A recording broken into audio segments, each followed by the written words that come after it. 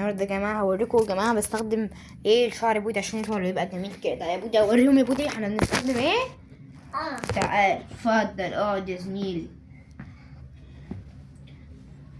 اقعد يا بابا اقعد يا دي الباقي. اقعد خلاص يا بودي حبيبي اقعد ايه. لا انت شعر جامدة اوي أوي دي دلوقتي لا اركب في وشكم. انتوا شايفين طبعا ان شعر بودي ايه صنن ووحش صح؟ اه خليه طويل جدا جدا جدا.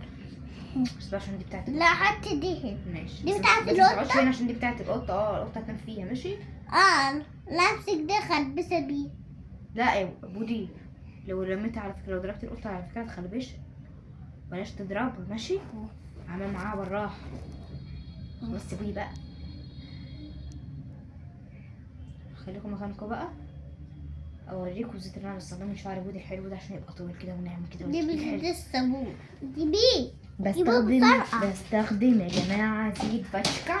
بس الفكرة بحبه هو دلوقتي حبيبي. لا ريان مجنونه.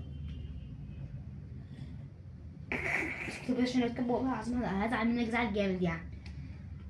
الكبة عاملة ايه؟ هزعل منك زعل جامد. لا اضربك بالبور بيزير بور خلبزة. بص اضرب بقى ماشي. مبدئيا كده يا جماعه بعملها فروه الراس الشعر كله تاني يا حميد. عبد الحميد خد دواك. اولا اقفلي التصوير ده مش بحبه. اعملي الشاشه كامله وانا هعلمك تعمليها ازاي ماشي. بيظهر الشاشه كامله بس